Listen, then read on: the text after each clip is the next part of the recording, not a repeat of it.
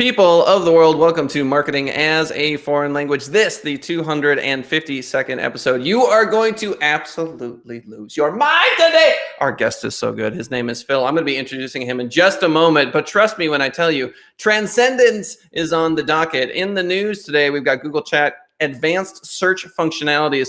So they're doing everything they possibly can to make the internet that much more convenient. We all know that the internet is one of three things. It's a photo, it's a word, or it's audio. Photos fast are called video. Anyway, Google Chat gets advanced search functionality so you can go through all of your conversations with your ex and find that embarrassing thing you once said. According to TheVerge.com, one developer has publicly agreed to try Facebook's VR and then pulled out. And so we're talking about this world of VR advertising. Obviously, it's going to be ubiquitous. Obviously, we're going to be living in an augmented reality with Google lenses and this sort of stuff in short order. But it just so happens that the current state of affairs is that they're not interested. There's a wave of negative reviews criticizing the advertiser. It's a whole thing. But just goes to show that it takes time, and behemoths like Google have to invest a lot of money into making this a reality. Reuters.com, U.S. Supreme Court revives LinkedIn bid to shield personal data. This is interesting because HiQ Labs Inc. apparently is trying to harvest professional data from LinkedIn. LinkedIn is saying, hey, look, this isn't okay. They're citing an anti-hacking law called the Computer Fraud and Abuse Act, and basically saying, hey, we're not going to let you exploit our user data. And now the U.S. Supreme Court is looking at this particular ruling, reviving said case. And a little bit of positivity. 16-year-old entrepreneur launches cake-making business during the pandemic. 16-year-old Kennedy's Confections. She started killing it. I hope my daughter continues her trend of entrepreneurship. She had an art sale in the park not too long ago, made $3.44, gave $2 of those dollars to her boyfriend, Dylan. Yes, her boyfriend, Dylan. At Kennedy's Confections is where you can check out those cakes. Did you know that sometimes backstage, when I'm chatting with my guests, we have a very good conversation. My guest today is basically dealing with what all leaders deal with eventually, which is a funneling of your energy into a certain direction. Currently, he is being tasked with closing, pretty much all the business, and he's working on a way to kind of move those energies around. To me, it feels like a fight. It feels like Gong Fu or Kung Fu. It feels like the Matrix. It's one of those things where as you get to a certain level and you've got people's salaries and their families under the auspices, the umbrella of your company, it's really emotionally a lot. It's a whole thing. And so our guest today is dealing with that. He is doing huge masterminds. He is a father of two. He's doing everything that you want to do. Ladies and gentlemen, welcome to the show. Cue the confetti cannons. Hit the smoke machine. It's Phil Pelucha. How you doing, brother? Let's go. Let's do it, man. So what's it like to be selling these? I mean, I'm going to call it what it is. They're expensive to me. Masterminds. Yep. They're expensive. Yep. Right? So who are these people that are buying these masterminds, and how can you charge that much? It's all tied to results, I think, is the important thing. Mm-hmm. So we have two masterminds at the moment. We're about to introduce a third, which is even more expensive, if you want to call it that. Mm-hmm. So we got a $30,000 mastermind, a $50,000 mastermind, and we're about to add a $100,000 mastermind.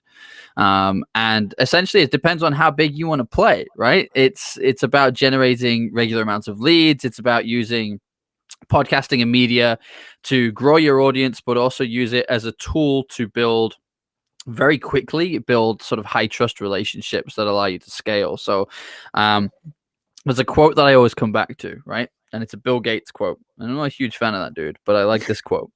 Sorry, Bill, if you're watching. However, the quote is, he hires the laziest person to do the most difficult job because they'll find the quickest way of doing it.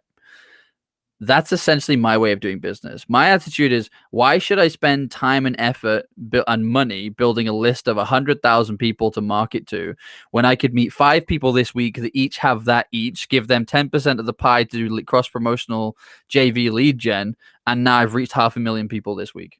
That makes so much more sense to me. Let me just keep doing that every week and I'll meet loads of people and have loads of fun. So what I essentially do is take people who my typical client base looks like this. They're very good at what they do.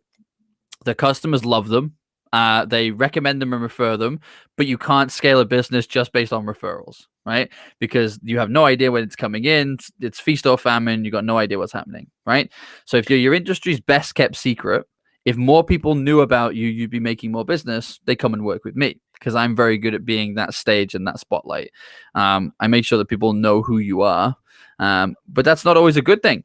Is the important thing here is, and I always say this to people, is like, if you are the, for want of a better phrase, the Instagram lifestyler that needs your copywriter to look good so that you can get yourself out there, this form of communication probably isn't for you. You're going to get found out very, very quickly.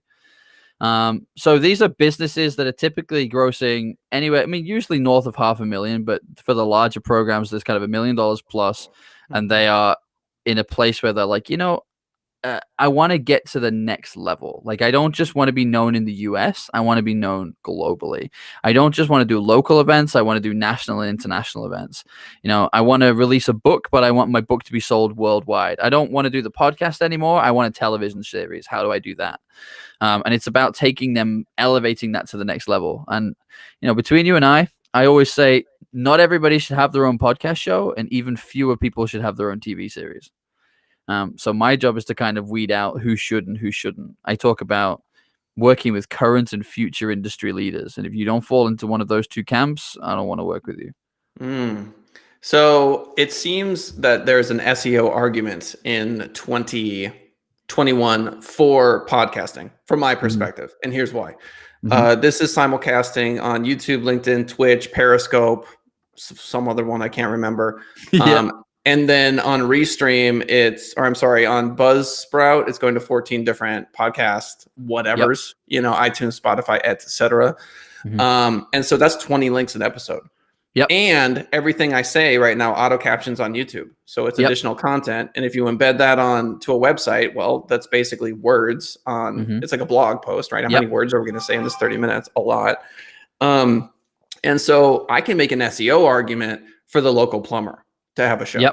Oh, I think my argument has always been that I think a podcast is just as important, if not more important, than your website. Because if nobody's ever visiting your website, they have to go there for a reason to go and find you. Well, how are you driving traffic towards it? But someone can just come across your podcast or a piece of content, or if you're doing an interview with somebody. I mean, here's the joy of this. You've got a tribe. I've got a tribe. Our tribes are now meeting. Mine are meeting you and yours are meeting me. Right? And if they like it, they're going to stick around. They're going to engage the rest of our content, and they're going to become subscribers, and they're going to listen to the rest of what we do. That's powerful. That right there is cross promotion in a very natural and organic way. So from an SEO perspective, I love it. We also do press releases from most of our podcast interviews from my show. Where my journalist will write a full-blown article about it, and that'll get pushed out internationally as a global press release. Sometimes it gets picked up by decent places. Sometimes no one picks it up, but it's just like the smaller publications that will show it. But either way, that podcast is now 15 to 20 different links in terms of the article. It's probably about the same in terms of the actual podcast recording itself. As anyone who's ever had a podcast will know, you win business from shows that you forgot you did. Like, people will come back to you 12 months later and be like, oh, I heard your show with Jay and I thought you do this. And be like, great. Who the hell's Jay? And because you never know when people are going to come across that content. And here's another thing too. And this is why I like this from an SEO perspective. You know this better than I do. Google loves content. So if you go onto things like Ask the Public or Ask the Audience or all this kind of stuff, and you look at the keyword searches in terms of, when you type in your keywords and it tells you the most commonly asked questions to do with that keyword. If you start including that in your show notes, write-ups, and the show title, Google goes, here's someone with a piece of content asking that question that everyone keeps asking. I'm going to push it in front of people to be really helpful. Well, that's incredibly powerful for your content and your reach. Incredibly powerful. So there's a whole host of reasons why you should do it. Yeah, that's absolutely true. I keep talking to business owners about not being in that seventh grade mindset of, oh no, I have to go do a speech in front of the class, because so many people are stuck in that, whatever that is, that, oh, don't make me do public speaking. And there's a million excuses as to why you don't have to. And then they get stuck in that, what you mentioned earlier, referral based is what it is. My company will only be the certain size. And if that's what you want, more power to you. You know, you want that, you want to stay small. I was just talking to my guest yesterday. He and I make the same amount of money. I have 5 full-time W-2 employees. He has 0. He uses freelancers. I mean, it's just 2 different models that achieve the same result. Yeah. So whatever you want to do, if you want to go down that path, that's fine. But don't talk to me about growing your business if you're not willing to get in front of the camera. Yeah, you're so right. But you know what? What I would say to people is about that fear of public speaking thing is, this is one of the things I love about podcasting, is that I don't know how many people are listening. You and I are having a conversation. Like, we would have this conversation on the phone, on Zoom, on whatever. This is exactly the same. So the joy of podcasting is its authenticity. So I'd almost argue, if you're worried about the audience listening to it, you're already doing it for the wrong reasons. Because the power of podcasting is not in the audience. The audience are a byproduct. The power of podcasting is in the relationship building with the person you're talking to.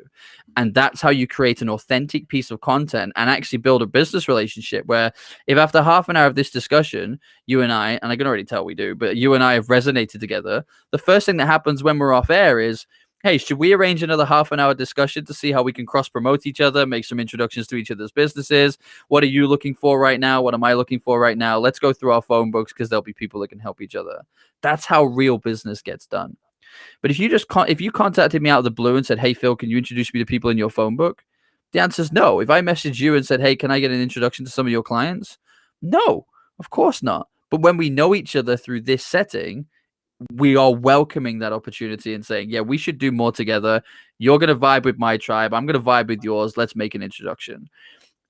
That's where the power of this is. And if any customers listening from the audience then go, I want to buy his stuff, or I want to learn more about his stuff, great. But it was the byproduct. So I have a line that I use a lot, and I call it my pitch slap, right? Because I'm going to pitch slap you across the face. And what my pitch slap when I go on stage and I talk to people is, over the next 30 minutes, I'm going to show you how to make 7 or 8 figures in additional revenue from a podcast that's got 0 listeners. And everyone goes, wait, what?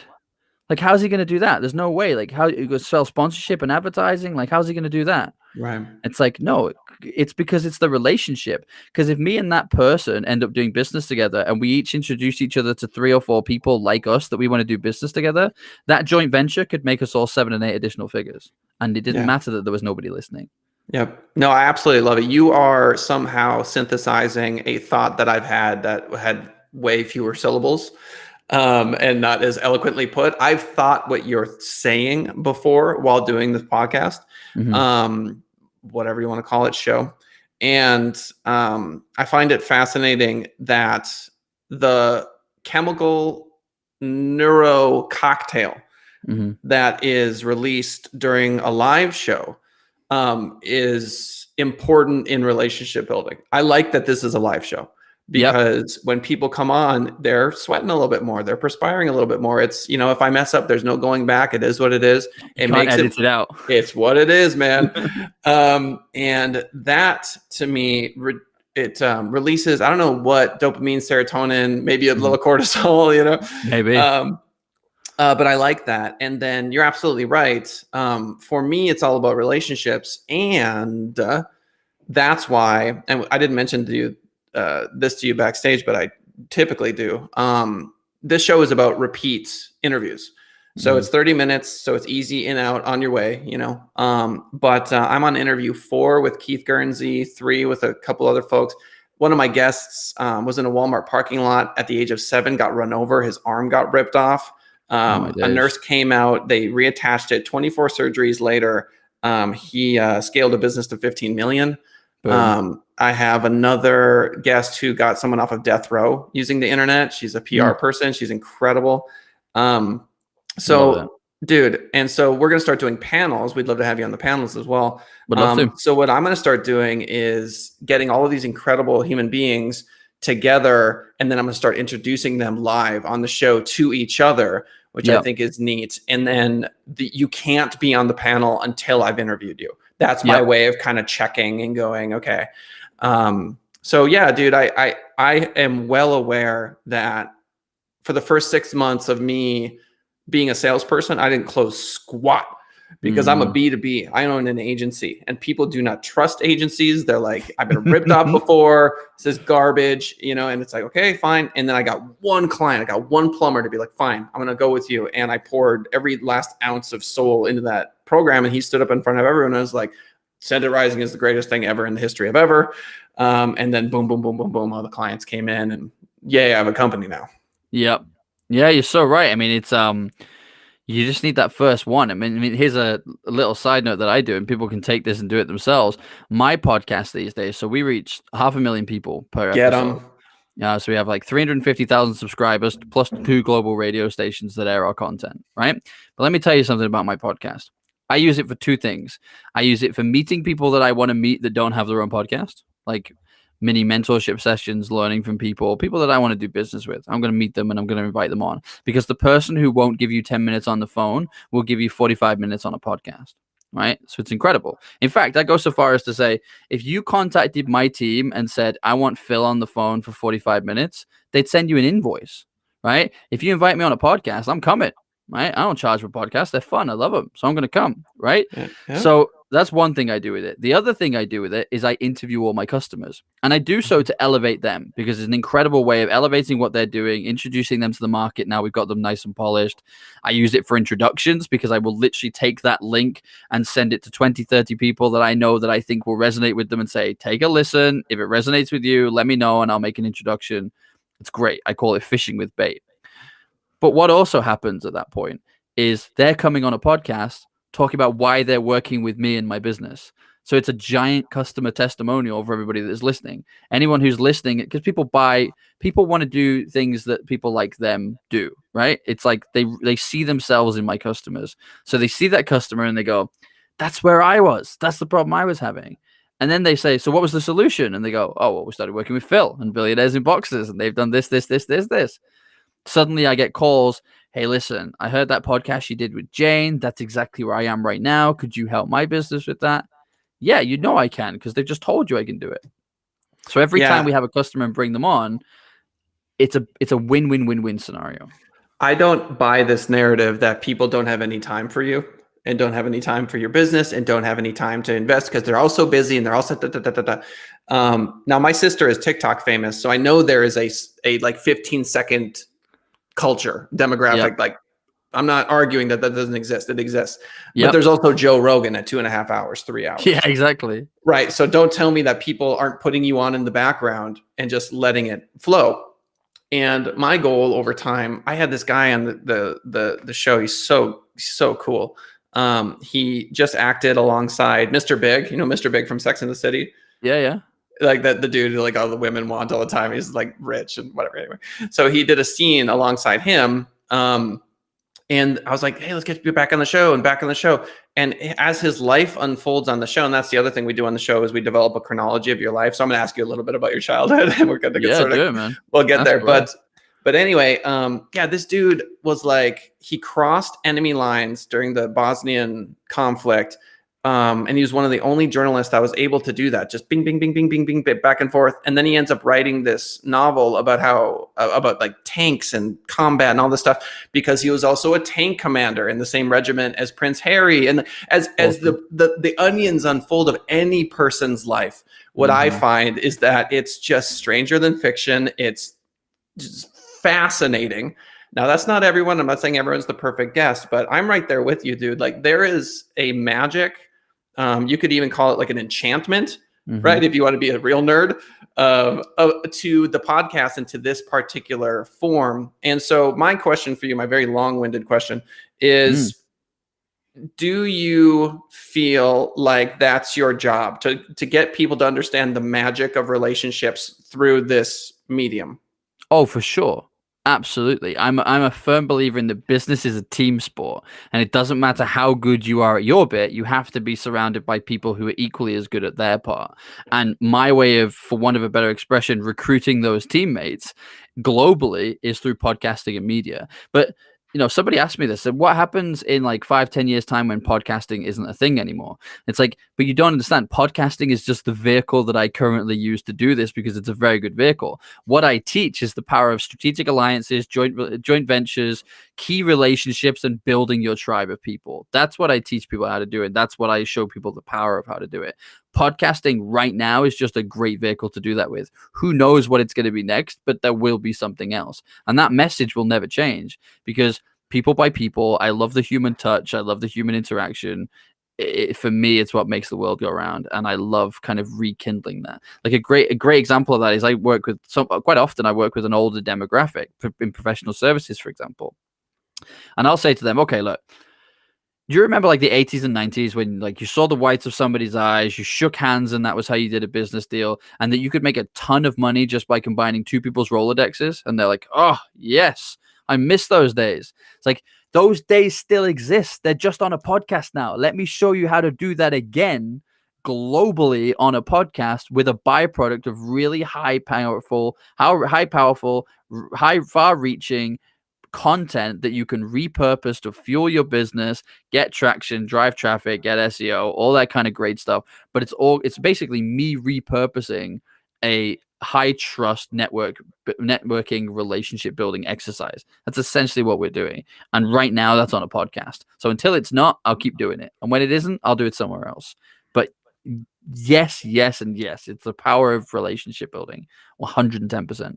I love it. So there's a Chinese word, Dao, which is used all the time in martial arts. So you hear like Taekwondo, Aikido, Jeet The Do is translated from the Mandarin Dao.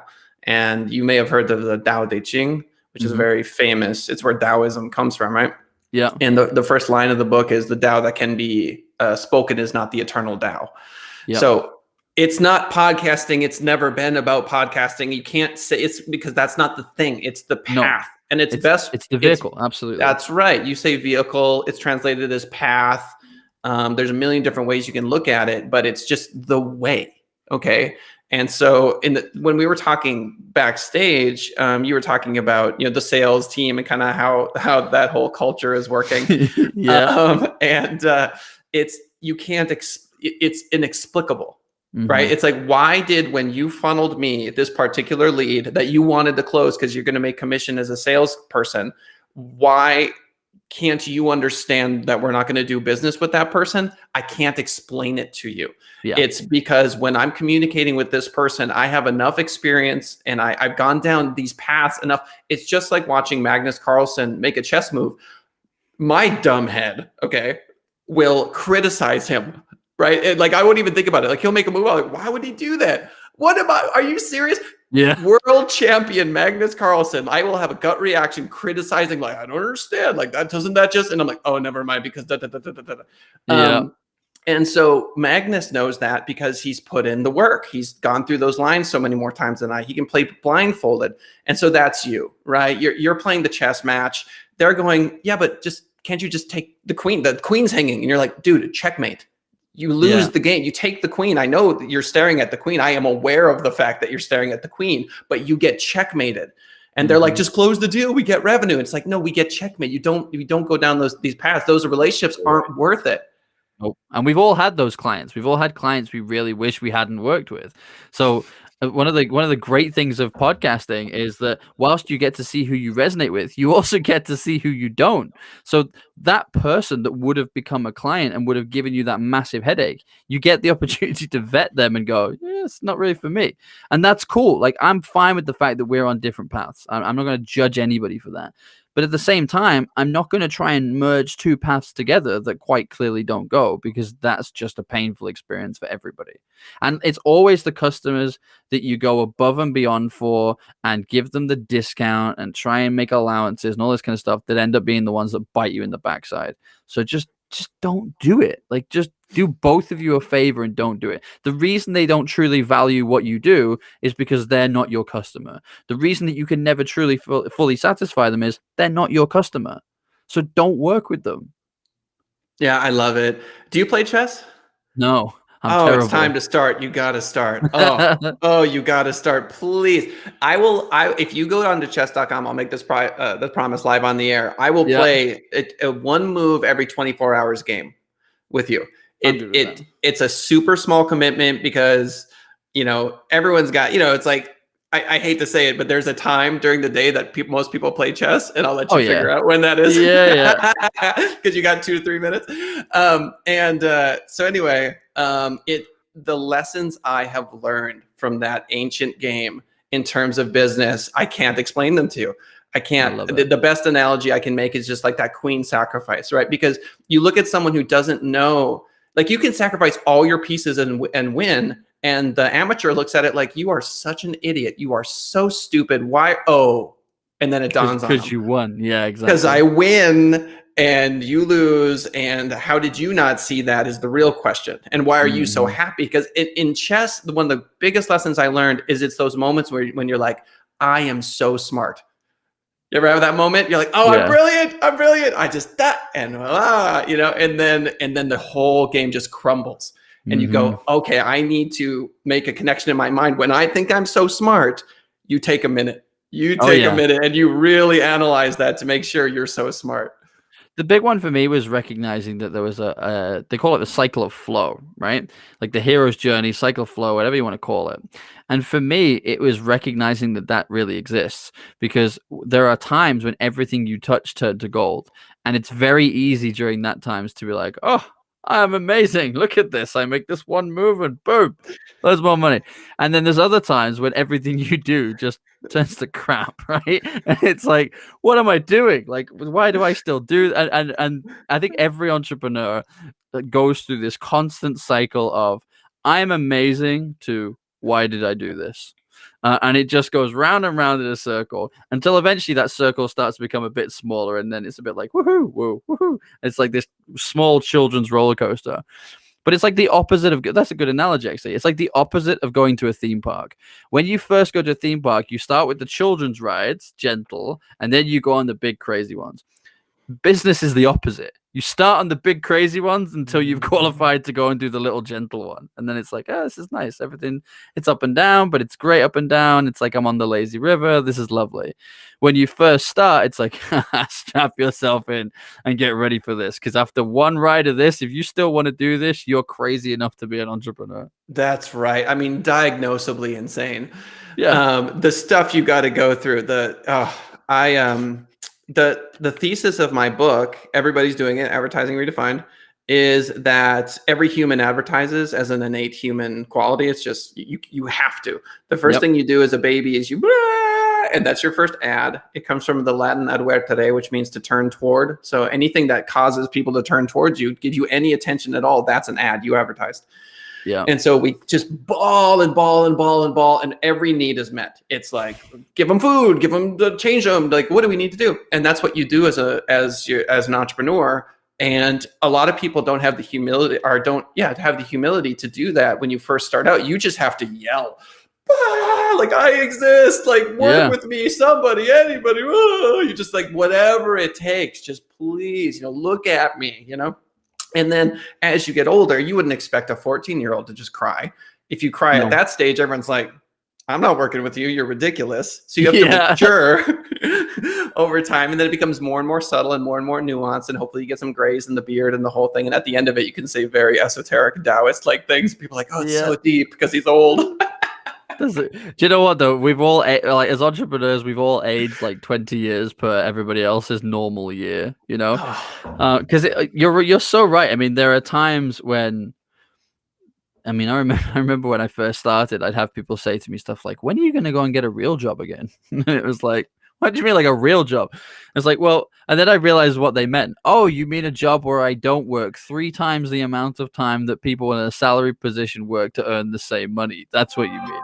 Well, look, and there's a saying, isn't it? I'm trying to remember the exact wording, but it's something like, I will spend a period of my life like most won't, so that I can spend the rest of my life like most can't. That's right.